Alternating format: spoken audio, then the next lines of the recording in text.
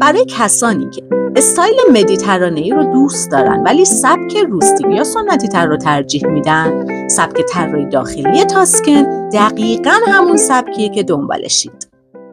همونطور که در بخش مدیترانه‌ای گفتیم، قسمت رسمی سبک مدیترانه‌ای و قسمت رسمی سبک تاسکن بسیار شبیه به هم دیگن و نمیشه تفاوتشون رو تشخیص داد، اما در قسمت کژوال یا غیر رسمی این سبک تفاوت خیلی زیاده.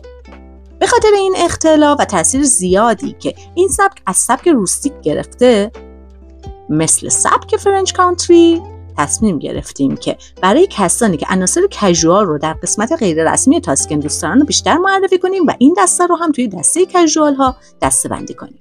حالا یادتون هست که سبک مدیترانه‌ای الهام گرفته از کشورهای شمال دریای مدیترانه بود، ولی سبک تاسکن مربوط به ایتالیا میشه، مخصوصا مناطق تاسکن که شامل شهرهای فلورانس، لوکا، سینا و بقیه شهرها میشه. در این سبک استفاده از رنگ‌های گرم و خنثی خیلی زیاده که قطعا به خاطر الهام گرفتن از مد تیپیکال ایتالیا و عناصر رمانسه.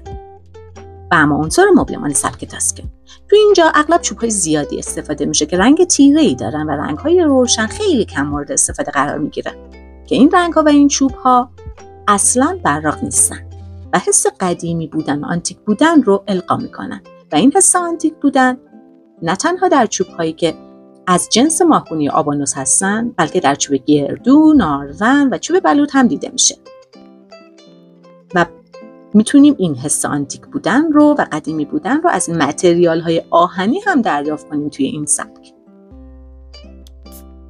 مبلمان و کاناپه‌های این سبک هم اغلب از خطوط منحنی شکل گرفته که اسکلت همه اونها چوبه. عناصر دیگه‌ای که میتونیم استفاده کنیم شامل میزهای بزرگ سبک فارم هاوس، صندلی‌های چوبی با پشتی‌های بلند و کاناپه‌های با روکش یا با پایه‌های پوشیده هست. مبلمان و کاناپه‌های بزرگ و چرمی هم توی این سبک خیلی استفاده میشه. نیمکت‌های بزرگ چوبی هم خیلی مناسبن. صندلی‌های نانو یا راکینگ چیر هم که چوبی هستن و از چرم استفاده شده توشون خیلی مناسب این سبکه. مبلمانی که برای فضای بیرون استفاده میشه توی این سبک معمولاً از آهن‌های فرفورژه رنگ سیاه یا چوبیه که با نشیمن‌ها و کوسن‌های رنگی به راحتی قابل استفاده است.